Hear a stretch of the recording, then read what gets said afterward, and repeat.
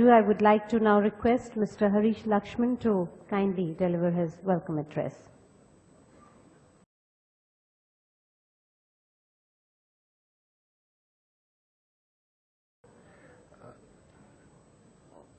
Honorable Union Minister for Ministry of Road Transport and Highways, Mr. Gadkari, Mr. Ramesh Ji, Vice President ACMA, Vinny, Director General of ACMA, ladies and gentlemen. It is indeed my pleasure to welcome Mr. Gadkari, the Honorable Union Minister. Sir, we are indeed privileged as it is for the first time we have our Minister from the Ministry of Road Transport and Highways addressing the entire component industry. I must at the outset thank you and the officials of your ministry who have been of great support to the automotive industry and the auto component industry in particular. It is very heartening, sir, that immediately after taking office, you have taken up with zest to address some of the long-standing issues like those of road safety, completion of the much-awaited Golden Quadrilateral Network, and revamping the functioning of the RTO. I must mention, sir, that soon after your having taken office, in one of our ACMA meetings with the ministry, we were informed of the aggressive timelines that you have set to resolve each of the issues. This is indeed path-breaking and has set a new benchmark in the functioning of the government. Sir, we are given to understand that the government intends to overhaul the Motor Vehicles Act and that the amendment bill will be tabled very soon. We welcome this initiative. It is indeed the need of the hour to have laws that sync with the rest of the world and also a crying need to make our roads safer. With close to 1.5 lakhs deaths every year due to road accidents, ours are one of the most unsafe roads in the world to drive on. I am sure you will share with us today the nuances of the changes that you are proposing, as also the industry for detailed consultation at an appropriate juncture. We are also delighted that you are aggressively taking up the issue of land acquisition for road building, which has been mired into controversies, litigations, and delays. As you are well aware, we are very much behind our scheduled target of building 20 kilometers of road a day at about just 3 to 4 kilometers a day. To quote you, an efficient road transportation network can add at least another 2% to our GDP growth. This can only be possible if we accelerate road building from the current 1,500 kilometers a year to at least 4,500 to 5,000 kilometers a year. We eagerly await a sprawling network of efficient road network in this country, which will enable our youth to realize their aspiration of owning and driving a vehicle. Sir, lastly, let me congratulate you for addressing some of the long-standing issues of road safety. Our initiative of Bharat New Vehicle Safety Assessment Program, in line with the NCAP of some of the leading automotive markets such as US, Japan, Europe, and China, is truly commendable. ACMA looks forward to actively participating in this.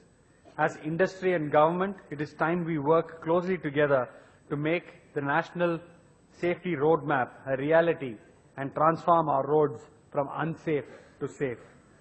Sir, as I close this note, I cannot resist myself from mentioning that you are fondly known as the flyway man of Maharashtra. Needless to say that this is a tribute to the numerous flyovers that you have built across the state, and I am very confident that sooner than later you will be called the highway man of India. Once again, sir, a very hearty welcome to you, and we are eager to listen to your vision of a roadworthy India. Thank you.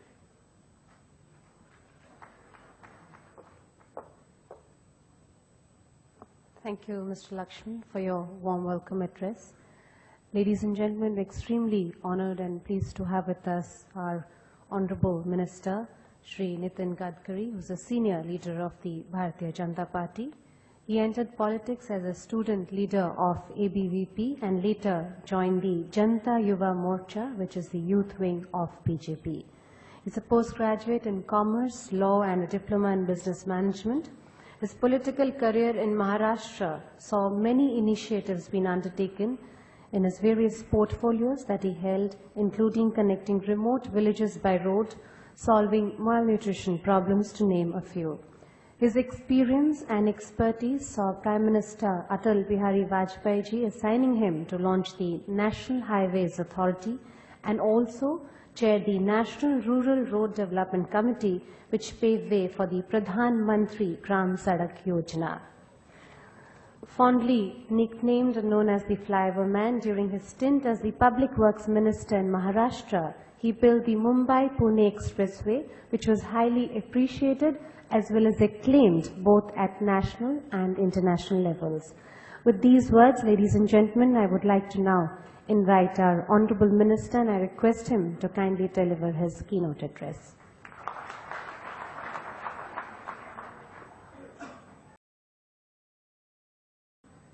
आदरणीय Harish Lakshman president, आदरणीय रमेश सुरी, विनी मेहता जी और उपस्थित सभी भाई और बहन, सबसे पहले मैं आप सबको बधाई दूंगा कि आप सभी लोगों ने ऑटोमोबाइल मैन्युफैक्चरिंग इंडस्ट्री में हमारे देश में 62,000 करोड़ का एक्सपोर्ट आप लोग देश के लिए करते हैं। इस बात का हमारी सरकार को, हम सबको और मुझे हम सबको बहुत बहुत अभिमान है और इसके लिए मैं आप सबका हृदय से अभिनंदन करूंगा। निश्चित रूप से हमारी सरकार ये एक्सपोर्ट और आने वाले समय में 2 गुना कैसे बढ़े, इसके लिए पूरी तरह से आपको सहयोग करेंगे। आज हमारे देश की आर्थिक स्थिति काफी कठिनाइयों से गुजर रही है। एक समय हमारा जीडीपी 8.5% था, वो 4.5% तक नीचे चला आया। हमारे इंपोर्ट और एक्सपोर्ट का इम्बैलेंस $350 बिलियन का है। $60 बिलियन का हम गोल्ड इंपोर्ट कर रहे हैं और $60 बिलियन का हमारे यहाँ इलेक्ट्रॉनिक हार्डवेयर हम इंपोर्ट कर रहे हैं। आज ही सुबह कॉमर्स मिनिस्टर निर्मला सीतारमण जी मेरे घर पर आई थी, तो मैंने उनको कहा कि आप एक काम करिए कि पूरे वर्ल्ड में इलेक्ट्रॉनिक हार्डवेयर में हमारे लोग लीड करते हैं और हमारे देश में उसका मैन्युफैक्चरिंग क्यों नहीं होता, हमारा जो इंपोर्ट है वो कम क्यों नहीं होता, हम इलेक्ट्रॉनिक हार्डवेयर को इंपोर्ट करने के बजाय एक्सपोर्ट करने में आगे क्यों नहीं जाते। कुछ भी करके इसका सॉल्यूशन हमने पहले ढूंढना चाहिए। हमारे देश में आशिया में सबसे ज्यादा कोल है, पर हम $20 बिलियन का कोल इंपोर्ट कर रहे हैं और इसलिए स्वाभाविक रूप से $1 की कीमत हमारा रुपया इतना नीचे चला गया, 58 रुपए तक चला गया। और इसलिए मैं मानता हूं कि आने वाले समय में जो सेक्टर्स ऐसे हैं कि जिसमें हम एक्सपोर्ट बढ़ाकर हमारे इंडियन इकोनॉमी को मजबूत कर सकते हैं, उसमें से आपका सेक्टर है और इसलिए आप इसमें पूरी आत्मविश्वास के साथ आप काम करिए। नरेंद्र मोदी जी के नेतृत्व में हमारी सरकार आपके सेक्टर को पूरी तरह से सपोर्ट करेगी, मदद करेगी और आपके पीछे खड़ी रहेगी, ये मैं आपको विश्वास देना चाहता हूं। और मैं आपसे अनुरोध करूंगा कि ये जो 62,000 करोड़ का हमारा जो एक्सपोर्ट है, ये कम से कम 1,25,000 करोड़ रुपए तक ले जाने के लिए आप पूरी ताकत से काम में लगिए। इसमें जो भी अड़चने आपको होगी वो जरूर हमें बताइए, उसमें सरकार आपको पूरी तरह से सहयोग करेगी। जहां तक जिस क्षेत्र का मैं मंत्री हूं, उसके सामने भी कुछ गंभीर चुनौतियां हैं। हमारे 251 प्रोजेक्ट्स में से 180 प्रोजेक्ट लगभग बहुत कठिनाई से गुजर रहे थे, जिसका काम लगभग बंद पड़ा था। हमारी सरकार आने के बाद 50,000 करोड़ के कम से कम 24 से 25 प्रोजेक्ट हमने टर्मिनेट कर दिए म्यूचुअल कंसेंट से। वो बेचारे काम करने के लिए तैयार नहीं है। अब 1,50,000 करोड़ के प्रोजेक्ट हमने मुश्किल से फिर से शुरू किए हैं और मेरा विश्वास है कि आने वाले समय में ये भी प्रोजेक्ट दौड़ने लगेंगे। और अभी हमने बीओटी के बजाय ईपीसी में जाकर आने वाले समय में बड़े प्रमाण पर हम लोग रोड का काम शुरू करने में यशस्वी होंगे और जो आज 3 किलोमीटर भी नहीं है, उसको 2 साल के बाद 30 किलोमीटर्स पर डे, ये एम्बिशियस हमारा प्रोग्राम है, पर मेरा विश्वास है कि इसमें निश्चित रूप से आप सबके सहयोग से हमें सफलता मिलेगी और रोड सेक्टर को हम अच्छी तरीके से आगे ले जाएंगे, ये मेरा विश्वास है। अमेरिकन प्रेसिडेंट जॉन केनेडी की एक वाक्य को मैंने अपने ऑफिस में लिखकर रखा है। उन्होंने कहा था कि American roads are not good because America is rich, but America is rich because American roads are good. और इसलिए रोड से प्रॉस्पेरिटी आती है। जब प्रधानमंत्री ग्राम सड़क योजना बनाने का मुझे सौभाग्य मिला तो मेरे साथ रिजर्व बैंक के डिप्टी गवर्नर, नाबार्ड के चेयरमैन सब कमेटी में थे। तो उन्होंने कहा था कि गांवों में जाने के लिए अगर रोड बन जाएंगे तो देश का जीडीपी 1,05,000 करोड़ से बढ़ जाएगा। और इसलिए रोड सेक्टर बहुत महत्वपूर्ण है। पर मुझे रोड में काम करने के बाद भी एक बात को मैं काफी देरी से मेरे समझ में आई और वो बात मैं आपसे शेयर करना चाहता हूं। क्योंकि रोड में तो express highway, national highway, Worli Bandra sea link जैसे प्रोजेक्ट बनाने का सौभाग्य मुझे मिला, पर मुझे लगता है कि एक कमी रही है कि रोड सेक्टर से ज्यादा हमने वाटरवेज को महत्व देना चाहिए था। चाइना में 20% ट्रैफिक वाटरवेज पे जाता है, हमारे देश में ये 0.5% है और पूरी तरह से हमारे वाटरवेज हमने निगलेक्ट किए हैं। अगर हम रोड पर चलते हैं तो ₹1.5 खर्चा आता है, रेलवे से जाते तो ₹1 आएगा और पानी पे चलते तो 50 पैसे आता है। और इसलिए हमारे ट्रांसपोर्ट में, चाहे गुड्स ट्रांसपोर्ट हो, पैसेंजर ट्रांसपोर्ट हो, इसमें ये वाटरवेज का सेक्टर ये बहुत पोटेंशियल का है। और हमारा आश्चर्यकारक सरकार का निर्णय ऐसा है कि जहां ज्यादा पोल्यूशन करने वाले हैं उनको हम ज्यादा सब्सिडी देते हैं और जो कम पोल्यूशन वाले हैं उनको हम चार्ज ज्यादा करते हैं। क्योंकि डीजल और पेट्रोल की हम सब्सिडी दे रहे हैं और पानी में जो डीजल और फ्यूल उसको हम लोग हेवीली चार्ज कर रहे हैं। तो पोल्यूशन तैयार करने वालों को इंसेंटिव्स और पोल्यूशन कम करने वालों को दंड, ऐसी अभी की नीति है। तो हम इसको बदलना चाहते हैं और इसलिए मैं आप सबसे अनुरोध करूंगा कि आप इनलैंड वाटरवेज में आप आइए। हम सभी फैसिलिटीज देने के लिए तैयार हैं, कंसेशंस देने के लिए तैयार हैं, हम टर्मिनल्स बना रहे हैं। मैंने इस समय हमने सी प्लेन को अनुमति दी है। पानी में जहाज, हवाई जहाज उतर भी सकता है और पानी से उड़ भी सकता है। मैं बैठा हूं इसमें, अंडमान निकोबार में आप जाओगे तो आपको भी अनुभव आएगा। और इसलिए इसके लिए जैसे एयरपोर्ट बने वैसे हम वाटर पोर्ट और सी पोर्ट बनाना चाहते हैं, टर्मिनल्स बनाना चाहते हैं। इलाहाबाद से लेकर हल्दिया तक हमने वहां 23 टर्मिनल्स बना रहे हैं। और आपको बताते हुए मुझे खुशी हो रही है कि जो कोयला एनटीपीसी के फराक्का प्लांट को जाता है वो अभी बारजेस में जाकर इंपोर्टेड कोयला जो है वो हल्दिया से बारजेस में डालकर पावर प्रोजेक्ट के लिए जा रहा है। हमारा ट्रांसपोर्ट बड़े प्रमाण पर हम इसमें कन्वर्ट करना चाहते हैं। वर्ल्ड में काफी इनोवेशन हुआ है, रिसर्च हुआ है। मैंने इंटरनेट पर भी देखा है कि पानी पर चलने वाली बस रोड पर भी चलती है, आपने भी देखा होगा। वो हमारे देश में आप लोग ला सकते हैं, सी प्लेन ला सकते हैं, हाइवरक्राफ्ट ला सकते हैं। और मुझे लगता है कि ये सेक्टर आपके लिए निश्चित रूप से इकोनॉमिकली वायबल होगा और अच्छा सेक्टर होगा। जहां तक रोड सेक्टर की बात है, अभी हमने तय किया कि हम पूरे रोड अभी सीमेंट कंक्रीट के बनाएंगे, क्योंकि बिटुमिन की कॉस्ट और सीमेंट की कॉस्ट में सीमेंट के रोड सस्ते पड़ते हैं। मैं इंजीनियर नहीं हूं, पर जब पहले मैंने रेट एनालिसिस करके एक कागज मेरे जेब में रखा और हमारे सभी अधिकारियों को पूछा जो इंजीनियर थे, तो उन्होंने कहा कि ये तो महंगा होगा। पर जब मैंने उनको रेट एनालिसिस बताया तो वो सस्ता था। अभी सीमेंट की बैग 300-325 रुपए में है। हमने टेंडर निकालकर हमको 150 रुपए में सीमेंट की बैग कम से कम 10-12 कंपनियों ने एश्योर किया है। We want to reduce the cost, improve the quality, और क्वालिटी इंप्रूव होगी तो निश्चित रूप से रोड सेक्टर में अच्छा उपयोग होगा। और जहां 2 लेन है वहां उसको 4 लेनिंग में हम कन्वर्ट कर रहे हैं।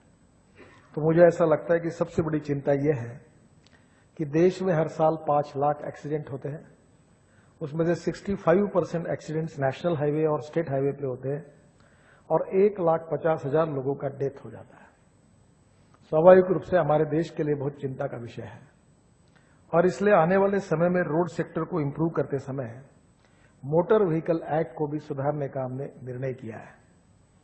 और इसलिए जो पुराना एक्ट था वो बहुत ही पुराना था।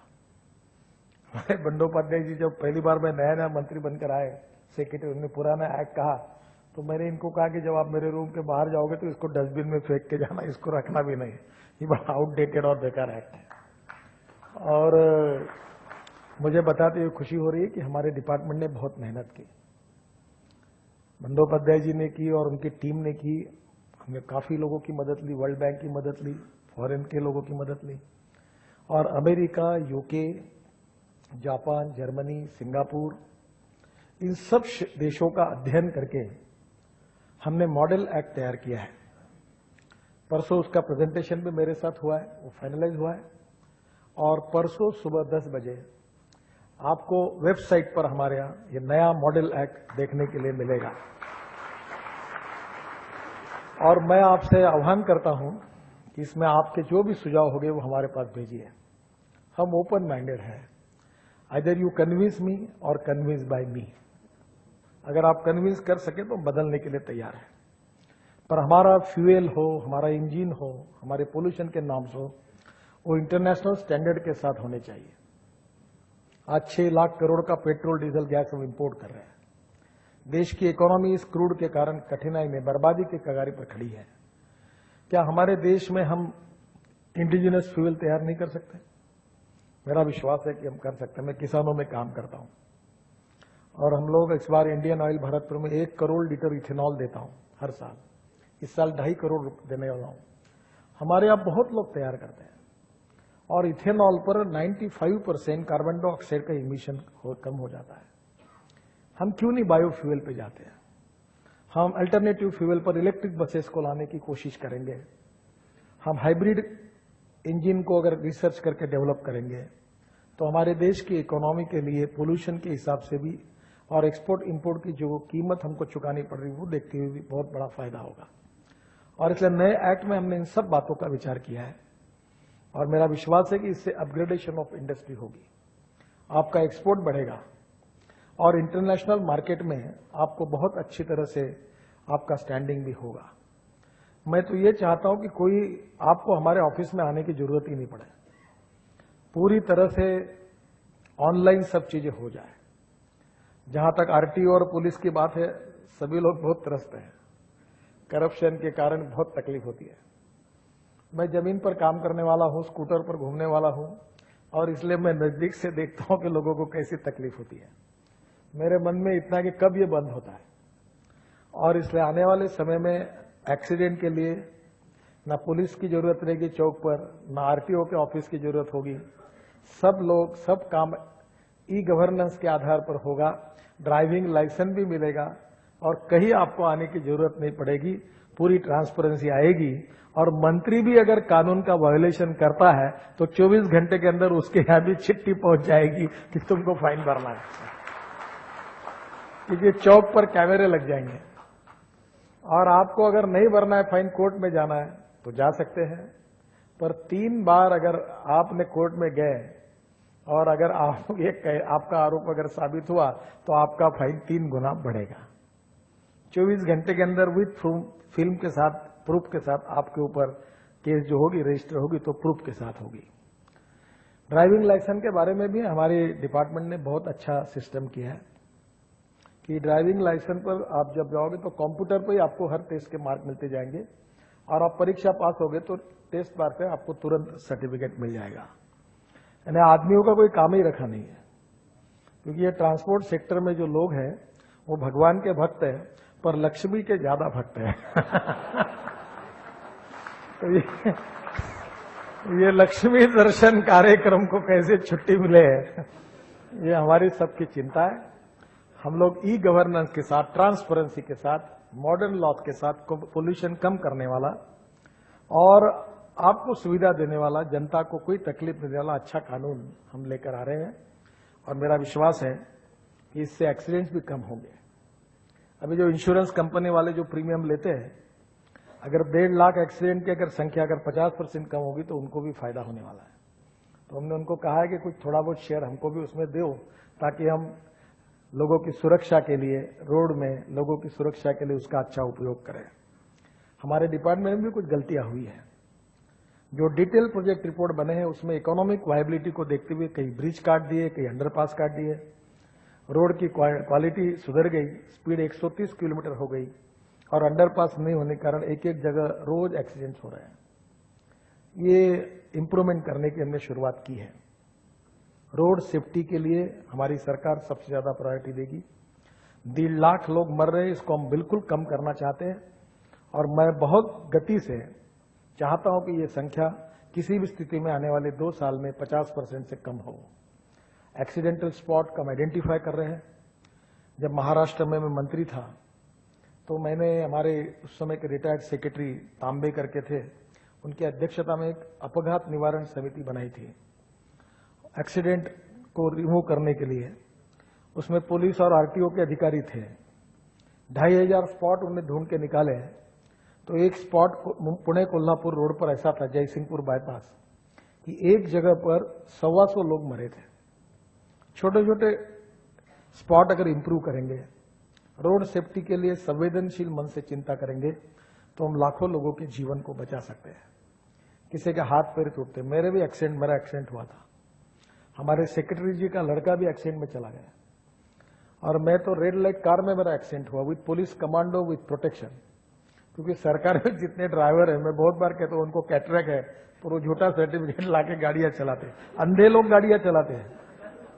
एक चीफ मिनिस्टर की गाड़ी अंधा चला रहा था, आवाज क्या है बस पर चला रहा था। ये सच बात बता रहा हूं मैं आपको, झूठ नहीं बोल रहा हूं। क्योंकि वो गवर्नमेंट हॉस्पिटल में जाके 500 रुपए खर्चा करके सर्टिफिकेट लाता है, फिटनेस कार्ड लगा देता है। तो बहुत प्रॉब्लम्स हैं। प्राइवेट सेक्टर में भी आप चिंता करिए कि जब मेरा एक्सीडेंट हुआ तो मैंने महाराष्ट्र गवर्नमेंट में चेकिंग किया तो 45% लोगों को कैटरेक्ट निकला था। तो हमारे यहां हम लोग लोगों की जानों की चिंता नहीं करते, हम संवेदनशील नहीं रहे, और इसलिए हम हाईएस्ट प्रायोरिटी इसको देंगे कि लोगों की जान कैसे बचे।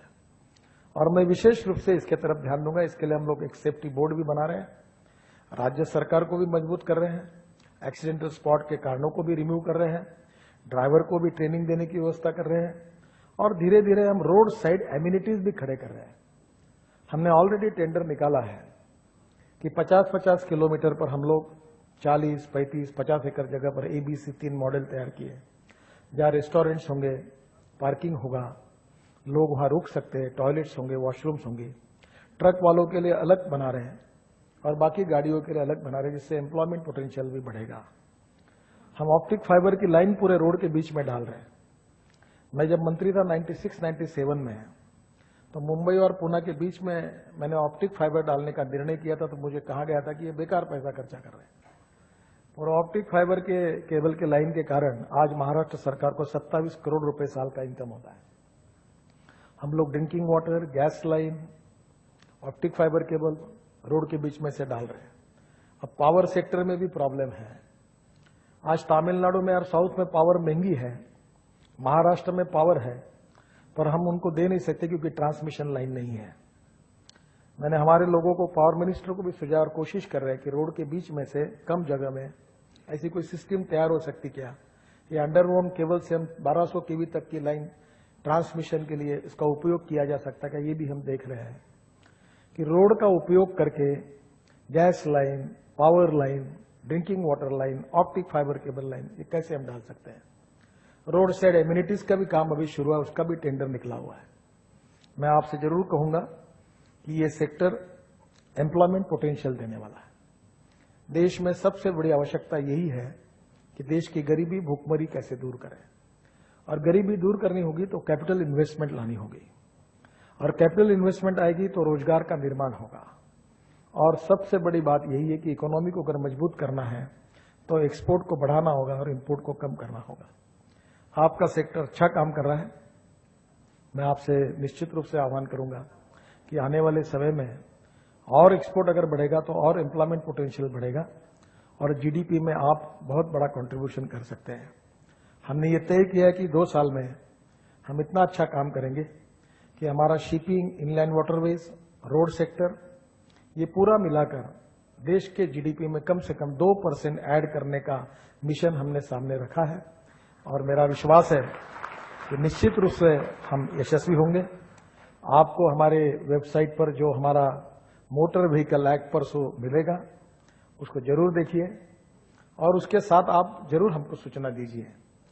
बाकी आपकी जो इंस्टीट्यूशन बनी हुई है टेस्टिंग वगैरह की, वो ठीक से काम नहीं करती।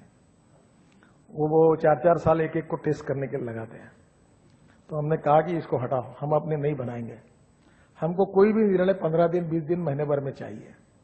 और मैं आपसे अनुरोध करूंगा कि entrepreneurship and innovation is the key of success. और 21st सेंचुरी में अगर हमको आगे जाना है तो जो रिसर्च से जो नॉलेज मिलेगा, तो we want to convert knowledge into wealth. यही 21वीं सदी में ताकतवान बनने का सबसे बड़ा मार्ग है। आप भी आपके यहाँ रिसर्च एंड डेवलपमेंट इंस्टीट्यूट आपके तैयार करिए। वर्ल्ड के साथ अलग अलग स्टैंडर्ड्स को आप भी रिसर्च करिए। सरकार को भी आपके सुझाव दीजिए। हम सब लोग मिलकर अपने देश को ऑटोमोबाइल सेक्टर में हम प्रथम क्रमांक पर पहुंचाने की कोशिश करेंगे। आप आगे आइए, सरकार आपका पूरा सहयोग करेगा। Thank you very much.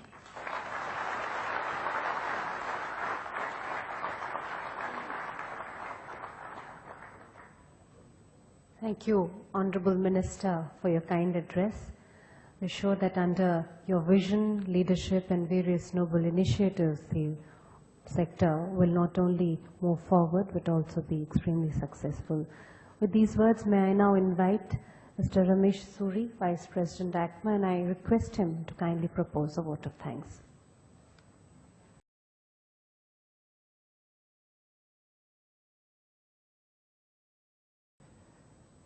Good afternoon. I know it's a long day, and I'm not going to take much time in vote of thanks. I will be very sharp and to the point, to be very frank. Honorable Shri Gadkari ji, Mr. Harish Lakshman, Mr. Vinay Mehta, ladies and gentlemen. Honorable Shri Gadkari ji, let me first of all thank you for honoring us by your esteemed presence here today. We are indeed very happy to have you with us. Sir, when I visited your office about a couple of days to extend an invitation to you for our annual session, the paperweight on your table with one of your own sayings caught my attention. It read, "I like people who can get things done."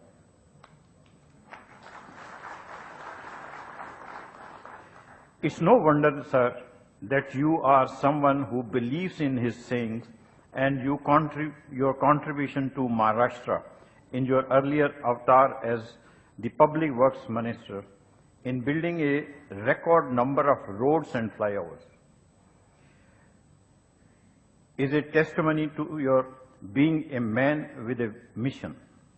No wonder everyone likes you so much. We have even more expectation of you in your current role as our minister, and I am confident that you will not disappoint us. Sir, with your taking charge, we are indeed glad that the focus on building roads is back. We are in dire need of an efficient network of motorable roads, without which the future of the automobile industry is simply not conceivable. Sir, you are aware that the automobile industry now, both in passenger car, commercial vehicle, and in two-wheeler also, now we are moving forward for the need of the public and as far the production is concerned. Roads availability, flyover are in great need now. But one thing more I would request you to kindly look into the area of parking. As far as the parking area is concerned, which most of it's a urban development subject, but still your support, I think this can even help as far as the road transport is concerned, or as far as the movement of the vehicle is concerned. and it will come to a very support to the total automobile industry and to the convenience of the public also. Let me assure you, sir, that the industry will seriously reflect on your call to invest in R&D and innovation for making our vehicles ready for various fuel variants. It is indeed the need of hour as we struggle with the challenge of fast depleting conventional fuels. You mentioned about the new Road Tariff Act, which is slated to replace the existing Motor Vehicle Act. We understand that this act would be at par with the international act in the road sector. I do hope that you will also engage with the industry in a dialogue for their inputs so that it is in line with the evolution of the automotive industry in India. But I don't know whether this request we are late or whether we are in time to make a request to you. So kindly look into this, whether we can be of any, we can give some inputs into the area what we have already decided to move forward. Lastly, let me also congratulate you for the numerous initiatives you have undertaken to make our roads and vehicles safe. Thank you.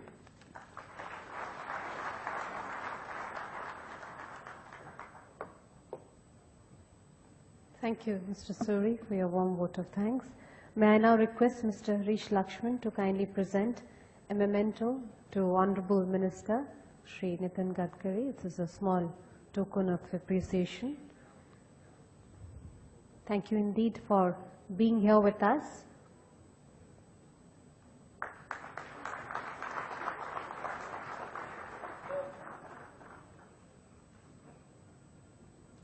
Ladies and gentlemen, with this we conclude the special session and valedictory session. Thank you once again to Honorable Minister